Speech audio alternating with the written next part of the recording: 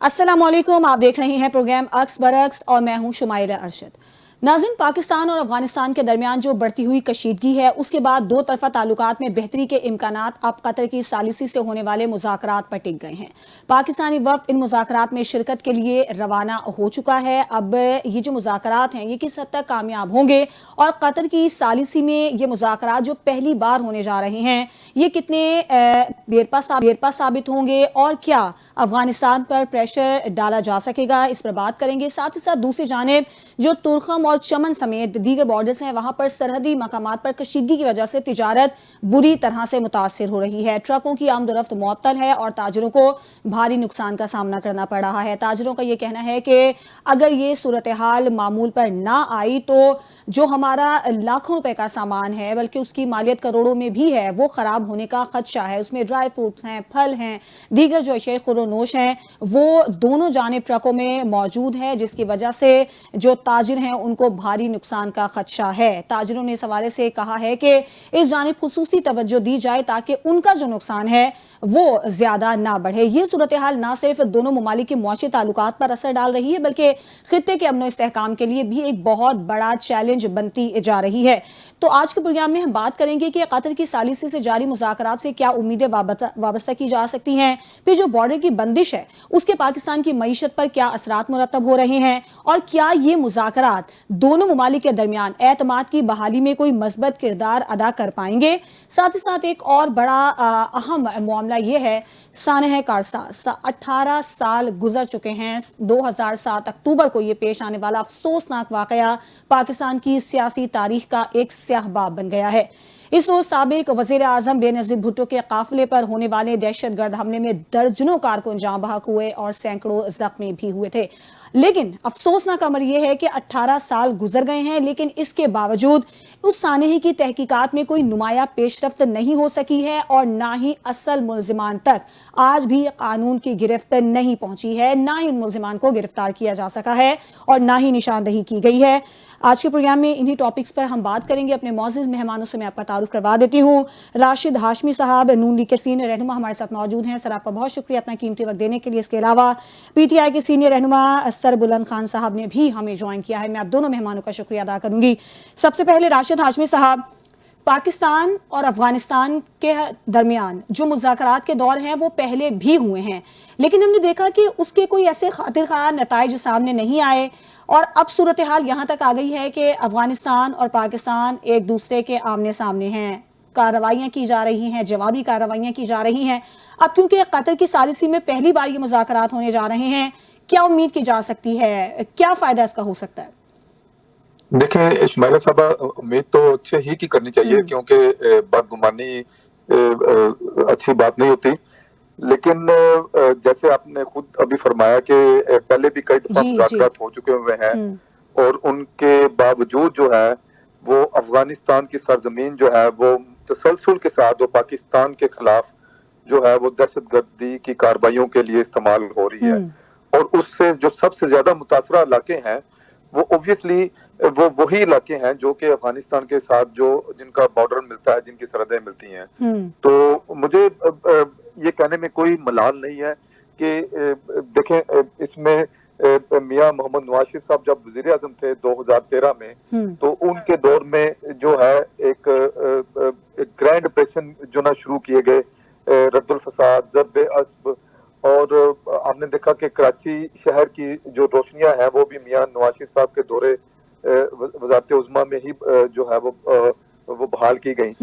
तो अभी जब हम तमाम पाकिस्तानी इस चीज के ऊपर मुसिर है, इस चीज के ऊपर कंसेंसस है सभी लोगों का कि अफगानिस्तान की जमीन जो है वो पाकिस्तान के खिलाफ इस्तेमाल नहीं होनी चाहिए, तो मुझे हैरत होती है कि केपीके में जो हुकूमत है वो इस चीज को सीरियसली क्यों नहीं लेती। हालांकि सबसे ज्यादा रिसीविंग एंड पे सबसे ज्यादा नुकसानात उन्हीं लोगों के हो रहे हैं। और इसमें हमने जब देखा कि माजी में जब भी देखिए एक 4 दहाइयों की हिस्ट्री है, पाकिस्तान ने हमेशा अफगान महाजरीन को यहाँ पनाह दी, हमारे उसके हमें अपने बड़े रिपरकशंस हुए। मिसाल के तौर पे यहाँ पे क्लाशनकोफ कल्चर मुतारफ हुआ, मैं 80s 90s की बात कर रहा हूँ। यहाँ पे मनशियात फरोशी, यहाँ पे स्मगलिंग का दौर है। मतलब ठीक। है कि आपने अभी बात की कि मईशत के ऊपर क्या असरात पड़ेंगे। ऑब्वियसली मैं कोई माशियात का बंदा तो नहीं हूँ, लेकिन अदना तालिब इल्म हूँ सियासत का। लेकिन मेरी समझ में ये नहीं आता स्मगलिंग करने से कोई शायद मुल्क की जो है वो मईशत बेहतर तो हो सके। मुझे नहीं लगता कोई खास कोई उसके नेगेटिव इम्पैक्ट्स होंगे। तो मेरी गुजारिश यही है कि तमाम जितने भी तो सर जो स्मगलिंग स्टेक अगर हो होल्डर्स हैं। रही है तो इससे वो तो हो ही रही थी, उससे तो कोई रोका नहीं गया ना। सर बुलंद साहब आप ये बताइएगा नहीं जी, उसे पाकिस्तान। रोका गया हाँ। था, उसके ऊपर बकायदा तौर पे चेक एंड बैलेंस किए गए थे। उसके ऊपर जो चीजें जो थी, अब वो कंटेनर जो है वो ऐसे आजादाना तौर पे बॉर्डर के दोनों तरफ उनकी नकलो हमल नहीं हो रही थी जिस तरह के वो माजी में हुआ करती थी। ठीक है। सर बुलंद खान साहब आप क्या समझते हैं पाकिस्तान और अफगानिस्तान के दरमियान जो कतर की सालिसी में अब मुज़ाकरात होने जा रही हैं, वक्त भी रवाना हो गया है, क्या उम्मीदें वाबस्ता की जा सकती हैं माजी के अगर हम नताइज को सामने रखें? और क्या आपको लगता है कि कतर की सालिसी में या दोस्त ममालिक की सालिसी में सऊदी अरब है, जो दीगर दोस्त ममालिक हैं, वो क्या अफगानिस्तान पर प्रेशर डाल सकेंगे कि वो अपने ताल्लुकात पाकिस्तान के साथ बेहतर बनाए, दरअंदाजी की कोशिश ना करे? और सीज फायर हुआ लेकिन उसके बावजूद भी हमने देखा कि कल मीर अली में हमला किया गया खुदकुश। जी बिस्मिल्लाहिर्रहमानिर्रहीम, बहुत शुक्रिया आपका शुमाइला। देखिए अफगानिस्तान एक हमारा ब्रादरहुड नेबर है और हमें अपने तमाम पड़ोसियों के साथ ताल्लुकात बेहतर रखने की जरूरत है। हमारा सिर्फ एक ही दुश्मन है, वो है इंडिया। और इंडिया के साथ हमारे आपको पता है कि शुरू से ही इंडिया के साथ हमारे टक्कर रहा है। बीच में नवाज शरीफ की इंतजामिया ने इंडिया के साथ ताल्लुकात बढ़ाने की कई दफा कोशिश की, मुशर्रफ साहब भी गए।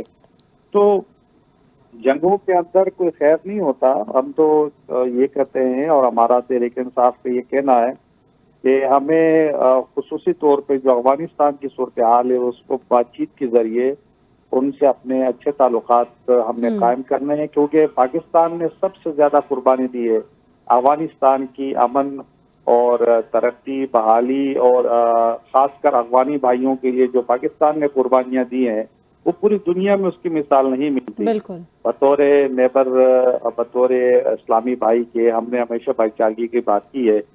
जो अभी हमला हुआ है पाकिस्तान के ऊपर उसकी हम मजम्मत भी करते हैं और भरपूर जवाब देने पर अपनी फोर्स को खराज-ए-तहसीन भी पेश करते हैं। लेकिन हमें अपने पड़ोसियों के साथ अच्छे ताल्लुकात बनाने की जरूरत है ताकि उससे हमारे ताल्लुकात बेहतर से बेहतर हों। तो इसमें हम तो ये चाहते हैं कि बतौर डायलॉग इस तमाम मसलों का हमें हल निकालना चाहिए और हमारा दुश्मन लेकिन बुलंद साहब आपने मुज़ाकरात की बात की है, लेकिन कल जो अफगान मुहाजिरीन के हवाले से एक इजलास का इनेकाद किया गया था, वज़ीर आज़म के ज़ेर सदारत फील्ड मार्शल भी उसमें शरीक हुए, लेकिन वज़ीर आला केपी नहीं गए और उन्होंने कहा क्योंकि वो इमरान खान से मुलाकात करना चाहते थे, इजाज़त नहीं दी गई, इस वजह से वो शरीक नहीं हुए। तो आपको लगता है फिर कैसे मामलात आगे बढ़ेंगे? देखो ना, एक तरफ तो हम जो है अमन की बात कर रहे हैं और हम इतने बड़े इश्यूज के ऊपर तमाम स्टेक होल्डर को बुला रहे हैं, और दूसरी तरफ एक सबसे बड़ा एक स्टेक होल्डर है इमरान खान साहब।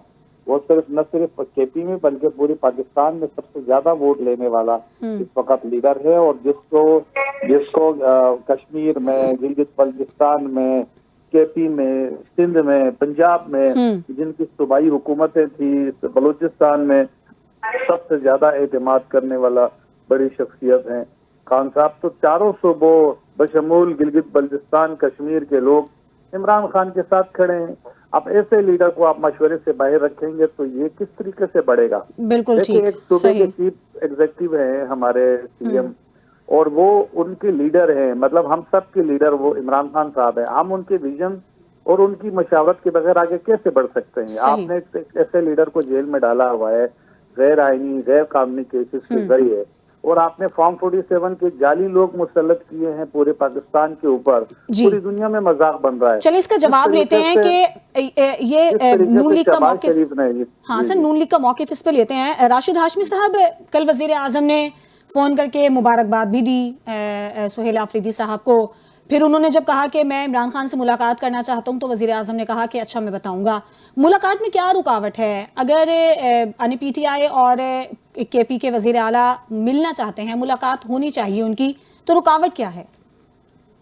पहले तो सबसे बात यह है कि पीटीआई वालों ने ना, इनको व्हाट्सएप पे मैसेज मिलता है कि हर टॉक शो में जब जाएंगे इन्होंने फॉर्म 45 और 47 का वो 413 दफा जो है वो विद करके जाना है, और प्रोग्राम के अंदर भी जो ना उन्होंने 47 दफा वो जरूर कहना है, तो फिर इनका प्रोग्राम जो ना वो कंप्लीट होता है। अगर वो नहीं कहेंगे तो चूंकि ये एक जोसेफ गोइबल वाला जो हिटलर के प्रोपेगेंडा मिनिस्टर वाले इनका फॉर्मूला है कि ये बातों को रिपीटेडली झूठ को बुलाते हैं। अब मैं आपको आता हूँ कि ये जो मकबूलियत है इमरान खान की उसके तरफ जरा थोड़ा सा मैं आ जाऊँ। 13 साल हो गए तकरीबन जो KPK में इस वक्त जो PTI की हुकूमत है, वहाँ क्या तालीम का निज़ाम जो है वो पिछके रह गया है, वहाँ निज़ाम सेहत जो है वो पूरी तरह मुतासर है, वहाँ के लोगों को इंफ्रास्ट्रक्चर, तो इन लोगों का ईमान ये है कि सड़कें बनाने से कौमें नहीं बनती, और लोग वहाँ पे पहाड़ों के ऊपर से अपने जो ना मरीजों को चारपाइयों सर वो तो गवर्नेंस के मसाइल तो एक अलग टॉपिक है सर, गवर्नेंस के मसाइल KP में अलग एक टॉपिक है, वो तो सिंध में भी है, बलूचिस्तान में भी है, पंजाब में भी है, लेकिन अभी मेरा ये सवाल था कि मुलाकात की इजाजत क्यों नहीं दी जाए। मैं मकबूलियत की तरफ आ रहा हूँ। मकबूलियत का आलम ये है कि इन लोगों को वहाँ पे KPK के अवाम इंतहाई बाशऊर है, वहाँ के लोग, वहाँ की जो जमहूरी इक़दार है वो बहुत मतलब स्ट्रॉन्ग है, और उसके अलावा वहाँ लिटरेसी रेट बहुत अच्छा है। KPK के लोग अगर नाअहल हुकूमत हो, उन्होंने कभी आज तक तारीख में दूसरी दफा मौका नहीं दिया, तो अकल समझने से कासिर है कि इमरान खान की हुकूमत को किस तरह जो है तीसरी दफा जो वो चुना गया, वो मैं आपको बताता हूँ। ये जो 45,000 जो तालिबान और यानी आपके ख्याल में KP के जो अवाम है उनके अक्ल शऊर पर आपको शक है? मुझे अगर मेरे सवाल का खुद ही जवाब देने दें तो फिर आपका शायद ये सवाल ना रहे। तो मैं ये कहना चाह रहा था कि इन लोगों ने वहां पे मुसल्ला किस्म के, इमरान खान ने अपनी स्पीच में ये बात इसका इतराफ किया कि मुसल्ला दहशतगर्दों को लाके हमने 45,000 जो है वहां से जो यहाँ पे किया है आबाद KPK में, और अब हालात वहां पे ये है कि इनके जो मेंबर ऑफ पार्लियामेंट है वो तक बता देते हैं, अक्सर जगहों पे यहाँ पे शाम के वक्त जाना सेफ नहीं है, तो इसी वजह से ये 45-47 की बात करते हैं। दूसरों को ये खुद लाठी गोली की सरकार है KPK में इस वक्त, जो लोगों को ट्रैप करते हैं, जो दहशतगर्दी करके इमरान खान के हक में जो ना वोट डालने पे लोगों को मजबूर करते हैं।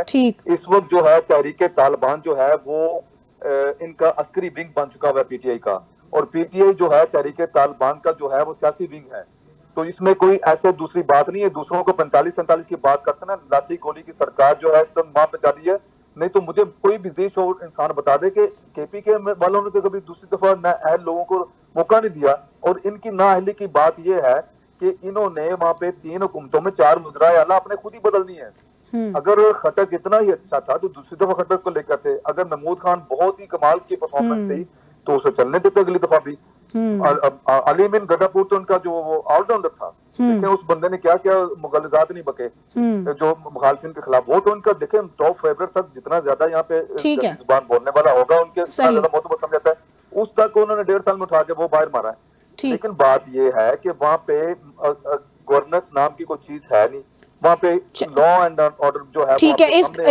और इस ये नया जो नस्ब करदा जो वजीर आला है, इसकी तरजीहात देख लें कि कल वजीर आजम ने वहाँ पे तमाम जो सूबों के वज़राए आला को बुलाया गया था, और ये बैठा वहाँ पे ना तस्वीर लेके इमरान खान की कहीं बैठा जनाब वो मैं इसे आजाद कराऊंगा भाई, इस तरह आजाद करवाने से अगर कोई बंदा कोई आदि मुजरम और कादा गुनाहों के पदाश में बंद जो बंदा जो है वो अगर जेल में बैठा हुआ वो बाहर आने लगे, ठीक है। यानी आपका कहना है कि KP में जो गवर्नेंस के मसाइल हैं उनको भी तरजीही बुनियादों पर हल करना चाहिए। सर बुलंद साहब, आपने यकीनन गुफ्तगू सुनी, राशिद हाशमी साहब कह रहे हैं कि अगर आपके वज़रा आला इतने ही अच्छे थे, इतनी ही काबिलियत थी, तो आपने 4 वज़रा आला क्यों तब्दील किए हैं। साथ ही साथ फिर जो इमरान खान की रिहाई के हवाले से जो हमने सुहेल आफरीदी की जो एक तकरीर देखी उसके बाद अच्छा, और दूसरे जो गवर्नेंस के मसाइल हैं, दहशतगर्दी है, दीगर और वहाँ पे जो KP में मसाइल हैं, वो मसाइल किस तरह से हल होंगे, क्या वो तरजीहात में शामिल हैं वज़ीर आला की? देखिए जी, मसाइल जो दहशतगर्दी के हैं उससे तो हमारी जो KP की जो गवर्नमेंट है पहले भी एक तरीके से इसको मैनेज कर रही थी। आपने देखा 18 से 22 तक जब तक हमारी गवर्नमेंट थी वहाँ अमन था। जब से ये जो बूट पॉलिसी आए हैं, जिस तरीके से इन्होंने अमेरिका का बूट पॉलिश कर रहे हैं, और जो इन्होंने उस दिन ट्रम्प का वो किया, उस पर इंटरनेशनल मीडिया भी हंस रहा है, मतलब नेशनल छोड़े इंटरनेशनल भी हंस रहा है। और इन्होंने जो TLP के साथ जुल्म और बर्बरियत की है, नून लीग के पंजाब गवर्नमेंट ने, मरियम टिकटॉकर की गवर्नमेंट ने, जिस तरीके से इन्होंने TLP के लोगों पर गोलियां बरसाई, 283 लोगों की खबर आ रही है, कहीं से 500 लोगों की खबर आ रही है शहादतों की, और कहीं से हजारों लोग। अब तक जो मुझे अभी मैंने लेकिन सर उस टीवी पे पे तो रिपोर्ट देखा, उस पे तो पाबंदी लगा दी गई है ना। 28 सर आपके ख्याल में ये सही फैसला किया है पंजाब 28 हुकूमत ने?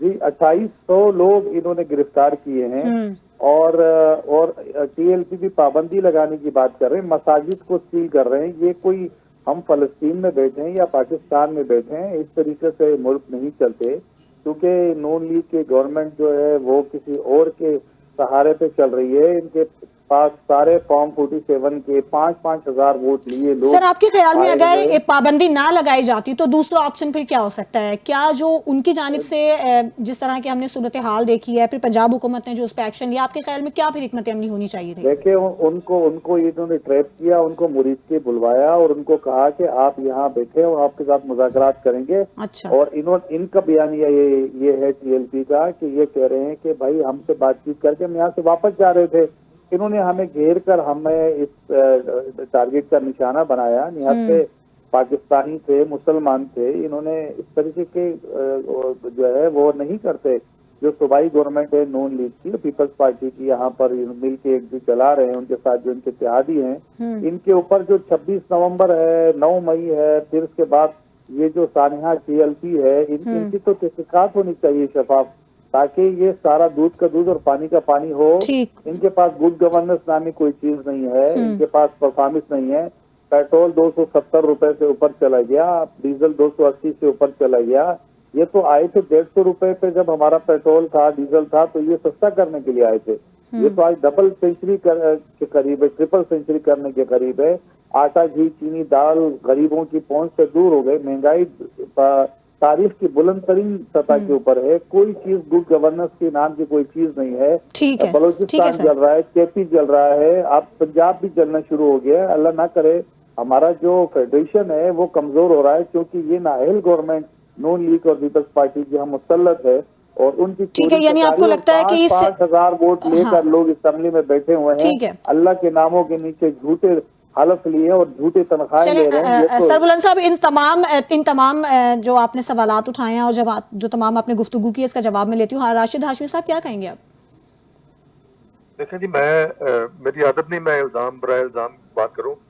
मैं तो सबूतों के साथ बात करता हूं कि जब इमरान खान की 2021 में हुकूमत थी, इमरान खान अपनी फिरौनियत के अरूज पे था और करप्शन का बोलबाला था, तो उस वक्त जो है इन्हीं टीएलपी वालों के बारे में पीटीआई वालों के क्या नजरियात थे। इन्होंने खुद स्टेट फायर किए, खुद गोलियां मारी, उनके कई लोगों को शहीद किया। मतलब मैं इस चीज के ऊपर किसी को भी मैं ये नहीं कर रहा उन्होंने ठीक किया या दुरुस्त किया। ये अगर उस वक्त गलत था तो ये फिर आज भी गलत है। ये अगर उस वक्त ये लोग जस्टिफाई करते हैं कि इमरान खान करे किसी भी दहशतगर्द को मुल्क के ऊपर, अगर वो चढ़ाई कर रहे हैं, वो जत्थेबाजी कर रहे हैं, तो इनकी दफा वो चीज वो दुरुस्त होगी। अगर कोई और करे, अगर उसके बावजूद कि आपने देखा कि 60-65 से ज्यादा पुलिस वालों को शदीद जख्मी और कई शहीद किए गए यहाँ पे, ये मैं मुरीद के वाले साने की बात कर रहा हूँ। तो मेरे ख्याल में कि इंसान को थोड़ा सा अगर पाकिस्तान के साथ मोहब्बत है, सियासत को जरा एक लम्हे के लिए साइड पे छोड़ दें। ये मजहबी कार्ड खेलना शुरू कर दें, मस्जिदों को बंद कर दें। भाई किसी मस्जिद को बिला वजह बंद नहीं किया। तो मस्जिद ज़रार के ऊपर भी जो अगर उसको वो वहां पे खत्म किया गया था, तो उसके ऊपर भी बाकायदा तौर पे अहकामात थे। अगर कई मदरसे या कोई जगह ऐसी हैं कि जो वहां पे सियासी तौर पे इंतशार बनाने के लिए इस्तेमाल हो रही हैं, तो उनको अगर सरकारी तहवील में दे देना है तो वो बंद होना तो नहीं है। मस्जिद चल रही है, वहाँ पे अजान भी हो रही है, वहाँ पे वो शरपसंद अनासर बैठे जो बच्चों के दिमाग वरगरा लेते, जो उनको ये चीजें क्या हमारे माशरे का हिस्सा नहीं रही। इन्हीं के जमात के लोग, इन्हीं की पीटीआई के लोग जो थोड़ा बहुत एटलीस्ट इस मामले में शऊर रखते हैं, वो भी इस चीज को अप्रिशिएट कर रहे हैं कि हुकूमत पंजाब ने जो ये अमल किया है वो बेहतर किया है। एटलीस्ट ये वंस फॉर ऑल इस किस्म की जो ना वो दहशत गर्दाना जो कार्रवाइयां जो हो रही हैं इनकी तरफ से, वो नहीं होंगी इसके बाद। लेकिन ये चूंकि बैठे हुए हैं, इन्हें वो जो लिखा लिखाया जो मतन मिल जाता है व्हाट्सएप ग्रुपों के ऊपर, या ये जो वहाँ पे 2-4 जो उनके जो ट्विटर हैंडल्स हैं उनको पढ़ के आके बैठ के प्रोग्राम, यानी आपको लगता है कि यही एक बेस्ट ऑप्शन था उन पे पाबंदी लगाने का? अच्छा बुलंद साहब, एक बड़ा अहम मामला है पंजाब में बल्दियाती इलेक्शन में पीटीआई खुद को कहाँ देख रही है? क्योंकि 19 माह से इलेक्शन कमीशन में ये केस ज़ेरे इल्तवा है, फिर इंतखाबी निशानात भी नहीं हैं, आपकी जमात के जो वहाँ पर कैंडिडेट्स खड़े होंगे, तो क्या हिकमत अमली पीटीआई इस पर बना रही है? देखें, जहां बाय इलेक्शन होंगे वहां तो कुछ जगहों पे तो हमने बाइकआउट का ऐलान किया है। अच्छा। और उसकी बुनियादी वजह ये है कि हम जो हमारे लोगों को डिसीव किया गया है, जो हमारा मैंडेट चोरी किया गया है, ये तो हम फिर इंडोर्समेंट करेंगे ताकि इस प्रोसेस में जाए और हम कहें कि हमारे लोग सही जो है इन्होंने डिसीव किए। ये सारी नशिस्तें पाकिस्तान तहरीक इंसाफ की थी और आवाम ने लाखों वोट दिए और ये चाहते हैं कि हम इस इलेक्शन में जिस तरीके से फॉर्म 47 के जरिए ये जाली 5-5 हजार वोट लेकर आए, 1-1 लाख वोट लोगों को जिनको दिए गए थे उनसे ये मैंडेट छीने, ये दोबारा वही प्रैक्टिस दोहराएंगे। वोट मिलेगा पीटीआई को और ये जितवाएंगे किसी और को, तो इससे अवाम का जो एतमाद है अपने इदारों के ऊपर वो उठेगा। पाकिस्तान इससे मजीद कमजोर और लोगों का एतमाद उठेगा, तो इसलिए हम इसका हिस्सा नहीं बनेंगे। जो अब तक हमारी जो मशावरत हुई, मैं उसकी बात कर रहा हूँ। लेकिन आगे देखते हैं, केस टू केस हम देखेंगे, जहाँ कहीं अगर हमने मैदान में उतरना होगा तो उतरेंगे भी। लेकिन ये सारा जो प्रोसेस है ये ढकोसला है। सुल्तान सिकंदर राजा जैसा एक मैं समझता हूँ कि नाअहल आदमी, एक करप्ट आदमी, एक चोर आदमी जिसने इलेक्शन का पाकिस्तान के अवाम का मैंडेट चोरी किया, जब तक वो इलेक्शन कमीशन में है, उसके हवारी हैं, तो उस वक्त तक अब फेयर इलेक्शन कैसे हो सकता है? नॉन लीग और पीपल्स पार्टी जिनकी बेनिफिशियरी है, दीगर पार्टी जो रही है, ये किस तरीके से ये इलेक्शन यानी आपका कहना है कि आप हिस्सा नहीं लेंगे। जी, क्या कह रहे हैं आप राशिद हाशमी साहब? जी इस्माइला, देखिए ये पीटीआई के मेरे दोस्त अभी ये बात कर रहे थे कि ज़िमनी इलेक्शन जो होने जा रहे हैं, इनमें से कुछ सीटों के ऊपर ये जो ना हिस्सा लेंगे, क्योंकि ये सारी सीटें जो डी सीट हुए लोग ये सारे पीटीआई के हैं, तो इनमें से कुछ में लेंगे और कुछ में हिस्सा नहीं लेंगे। देखिए इसकी सिंपल और one and the only reason एक ही है कि चूंकि ये आप देख रहे हैं कि हुकूमत ने इमरान खान की माशी तबाही के सबब जो पाकिस्तान डिफॉल्ट होने के किनारे पर था, पाकिस्तान को अल्हम्दुलिल्लाह ना से डिफॉल्ट के किनारे से निकाला है। जो हमारे वज़ीर आज़म है उनकी वज़ारत उज़्मा में जो पाकिस्तान के जो इंटरनेशनल लेवल पे जो इमेज के क्रिएट हुआ है कि आज पूरी दुनिया जो पाकिस्तान की तरफ देख रही है, ख्वाह वो सऊदीया हो, ख्वाह वो ईरान हो, ख्वाह वो चाइना हो, अमेरिका हो, रशिया हो, हमारे सब के साथ इंतहा से ज्यादा मुनासिब जो है वो ताल्लुकात हैं। और उसके बाद जो अगर आप पंजाब के लेवल पे अगर आए तो देखें कि मोहतरमा मरियम नवाज साहबा ने इतने ज्यादा प्रोजेक्ट शुरू कर दिए हुए हैं और जिनके सम्राट लोगों की जिंदगियों में आप देख रहे हैं। मेरे जानने वाले थे, मैं आपके साथ एक छोटा सा जो आप बीती टाइप का वाकया शेयर करूंगा कि मोहतरमा मरियम नवाज शरीफ साहबा ने जो सोलर सिस्टम के तहत जो लोगों को कर्जे देने शुरू किए थे, मेरे 2 अफराद ऐसे जानने वाले थे जिनके घरों का जो एवरेज बिल जो है गर्मियों सर्दियों का अगर आप एवरेज निकाले तो 50-55 हजार की एवरेज बनती थी हर महीने का, यानी कि 6 लाख के लगभग उनका जो ना बिल आता था 1 साल का, तो ऑन एन एवरेज। तो लेकिन जब से उन्होंने वो सिस्टम लगाया है तो उनका जो है वो बिल तो हो गया 0, बल्कि उनके नेट मीटरिंग में भी वो यूनिट काउंट होना शुरू हो गया। उसके अगेंस्ट उन्हें जो वो उस सोलर सिस्टम का जो उन्होंने मरियम नवाज साहबा के जो प्लान के तहत लिया था, उसका सिर्फ उन्हें को मेरे ख्याल में लेस देन 13,000 रुपए जो ना वो देने पड़ रहे हैं। तो कहने का मकसद ये है कि जब ये सारी चीजें लोगों की जिंदगियों में आ रही हैं तो लोगों ने डिसाइड करना ये है कि इमरान खान जो कि पाकिस्तान के खिलाफ कोई भी मौका जो है हाथ से जाने नहीं देते, तो उन्होंने उसके जो खड़े किए लोगों को वोट नहीं देना। इस वजह से पीटीआई वाले बड़े होशियार हैं, ये इस वजह से पिक एंड चूज कर रहे हैं चंद 2-4 सीटों पे जहाँ पे ये सोच रहे हैं कि अभी भी कुछ इनके स्ट्रॉन्ग स्टेक होल्डर हैं वहाँ पे। ठीक है, उनकी अपनी हिकमत अमली है पीटीआई की कि वो क्या फैसला इस हवाले से करें। अगर इनको पाकिस्तान के इलेक्शन सिस्टम को बदला देते हैं। राशिद हाशमी साहब एक ब्रेक लेते हैं, ब्रेक के बाद जब हम वापस आएंगे तो इस हवाले से बात करेंगे। सर बुलंद साहब, आपका बहुत शुक्रिया, आप प्रोग्राम में हमारे साथ शामिल रहे। राशिद हाशमी साहब, आप हमारे साथ ही मौजूद रहिएगा। एक ब्रेक लेते हैं, ब्रेक के बाद वापस आएंगे, कुछ बात करेंगे जो ये ट्रेड मुतासिर हो रही है, ताजरों का नुकसान हो रहा है, इसका कर सकता है, और साथ ही साथ सानह कारसाज पर भी बात होगी कि आज तक जो मुल्जिमान हैं वो कैफिर किरदार तक क्यों नहीं पहुंच सके हैं। हमारे साथ रहिए।